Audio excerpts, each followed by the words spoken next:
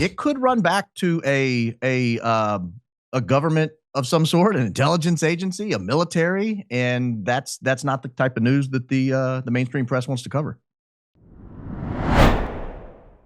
We have a special guest, and by special I mean fantastic. Baron Coleman is with us. He's a digital commentator, host of the Real Baron podcast on YouTube, known for his in-depth analysis of political, cultural, and media events, and I mean in-depth. Through long-form discussions and live commentary in just a few months, he's tripled his YouTube subscriber count from 67,000 in late November to more than 200,000 as of today. Wow, that's quite a jump. Way to go. Please welcome to the show, Baron Coleman. Jimmy, I appreciate you having me. I'm a massive fan, so excuse me if I'm a little starstruck here, Jimmy. Oh, right back at you. Fantastic. I mean, your stuff, it's... I love how you give the backstory story and you listen to it. I was just listening to you talk about Jackie Onassis, and you gave her maiden name, and I always love stuff like that because I've never heard her maiden name, and it just anyway. Your show's fantastic, and I really appreciate you making time. And what brought you to my attention was your great work that you're doing on the TPUSA Charlie Kirk assassination. And the first question I really want to ask you is, why do you think the mainstream media is silent on this story? Because it seems like perfect for the news, the tabloid press. There's all this backbite. There's the fight between Candace and TPUSA and the lies they caught the TPUSA people and the big money coming in and all, Erica's crazy behavior. And it just seems like it's ripe for corporate, mainstream press. Why do you think they're ignoring it? Because I don't think anyone truly wants to know the answer of what happened to him. And if you draw attention to the fact that absolutely nothing in this case adds up, you draw attention to the fact that we don't even know where his wife was for a couple of 3 days before he passed away. We're starting to not believe that there may have even been a gunshot.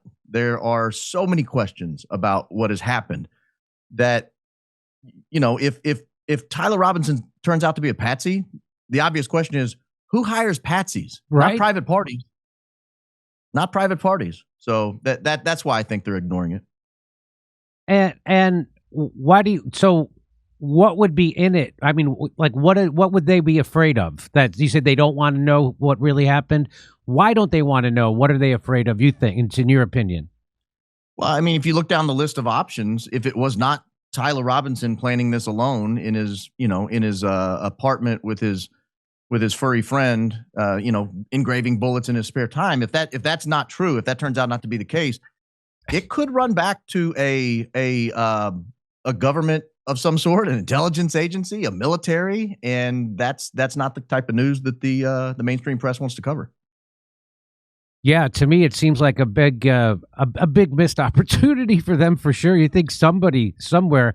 I remember Ben Swan used to work at CBS in Atlanta, and he would cover all the things that other people were afraid to cover, like Pizzagate, which we now know is real, and all kinds of stuff that he would cover that the mainstream news wouldn't cover. But there's nobody in the establishment press that's doing that. Of course, Ben lost his job because he did stuff like that. So maybe that's why there's nobody. Maybe that's why there's nobody doing it. So you may have just talked yourself into the answer. Yeah, exactly. I think that's the answer. Because they'll get fired if they cover it. So, do you mind, do you have an overall theory of what happened? Because I do, but I was wondering, what is your overall theory? I mean, my overall theory is that he was having deep marital issues. So his wife has motive to have him removed from the picture. Now, what makes you think he was having marital issues? I've talked to people who knew them. Okay, I guess that's it then. I think that, so she has motive. The wife should always be considered a suspect in a suspicious death. The wife should always be considered. The fact that she was ruled out immediately and all focus immediately redirected away from her is problematic. So that's kind of number one. Number two is his business. A lot of people at the business had motive to remove him from the picture because he was starting to cost them issues in messaging and money. And anytime you remove messaging and money from a political operation, you have destroyed it. So that's certainly an avenue that should be explored. And then you have multiple powerful governments that he was causing problems with because he was, leading somewhat or potentially could have led a revolt against foreign policy objectives of the United States and other countries. So you add all that together, you have this giant picture of multiple interested parties who would all look at each other and think maybe the only thing to do is get rid of them. Yeah, that's exactly what, to me, it's he was turning TPUSA, which was the most powerful political organization, I think, in the United States. I really do. I think it was probably more powerful than the RNC even. And he was, credited with getting Trump elected, which I believe. And so he had, the a great influence on the under 30 generation of conservative voters, for sure. And he was turning them away from the Israel project. I can no longer support the Israel, is what he said, one of his last text messages before he died. And there's a lot of money from Jewish donors, Zionist donors, Christian and Jewish, that went into TPUSA that made it $100 million organization. Now it's a $250 million organization since his death. And that money was going to go away if he didn't keep supporting TPUSA. And Benjamin Netanyahu certainly needed TPUSA to be on his side. And AIPAC, the Zionists, certainly needed them to be on his side because they've lost the youth. They're losing the majority of even Republican voters have turned on Israel. So they knew that, and they knew if they allowed him to keep doing that, it would end the money for TPUSA, which is what makes Mikey McCoy, Andrew Colbert, Tyler Bull, all those guys had a motive to get rid of him. Or even if they weren't involved in it, they had the motive to cover it up, right? Because they don't want anybody looking into their finances, that's for sure. And because when you look into their finances, it looks criminal. It looks like it's criminal. So which is certainly what Wolves and Finance have uncovered, and so it was. That's why they have motive to cover it up. And the person that people had motive to kill him was certainly Israel and powerful donors, which is part and parcel of what's been happening. A lot of assassinations around the world, but so that's my theory. So, do you think we're ever going to get to the bottom of it? What actually happened?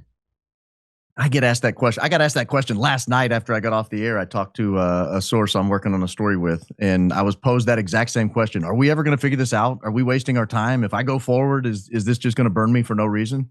And the answer is, I don't know. I don't know. I mean, there are a lot of powerful stories where we all look around the room and say, that story doesn't add up. I mean, you go all the way back to JFK, RFK, Martin Luther King, what happened to Ronald Reagan, what happened to Vince Foster. I mean, there's just so many stories. What happened to Seth Rich? There are so many stories where everybody looks around the room and we all kind of nod at each other like, yeah, that story is not true. And we don't believe the official narrative. I am coming to the conclusion that Tyler Robinson was not supposed to live.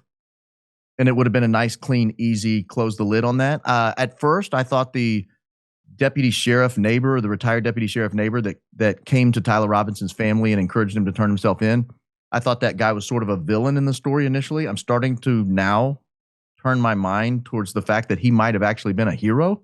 And the only reason that this story is able to be investigated is because he kept him safe by getting him to turn himself in rather than dying in some shootout or dying on the way home or dying on the run. And so, are we ever going to get an answer? I don't know. I honestly don't know. We're not going to keep searching. I'm not going to stop searching for an answer. I will keep looking.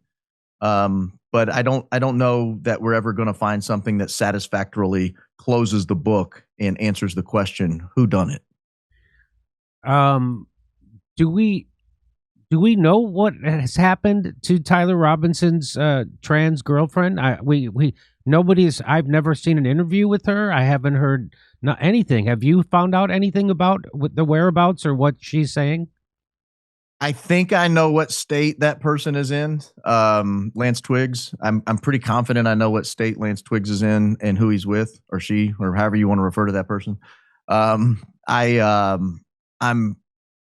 I'm told by his family, Lance Twiggs's family, not I'm told, Brandy and Billy actually broke the story from the Brandy and Billy podcast and allowed me to report it to my audience a couple of nights ago. But I'm told that his family does not believe that Tyler Robinson planned this and executed it on his own, that Lance and Tyler may have been playing some small, insignificant role in a broader scheme, and then it obviously blew back on Tyler. I think I saw that, Brandy and Billy. Is that two women who were sitting behind his family in court, and they got to know? Okay, yes, I saw that. That's and they were told by Charlie Kirk's family that they do not believe. I mean, they were told by Tyler Robinson's family they don't believe that Tyler Robinson is guilty. And yeah, that was at the first hearing. At the second hearing a couple of days ago, they actually talked to Lance Twiggs's family. So they've now talked to both families, and both families believe the same thing.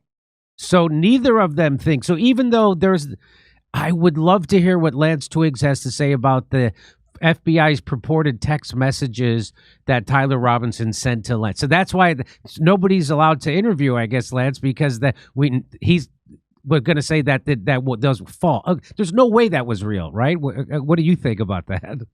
Absolutely not. I mean, nobody talks like that. Nobody talks like that. Right. Clark Gable didn't talk like that, you know. My love. Frankly, Tyler, I wanted to take this secret to my grave, but what the F? Here we go. Yeah.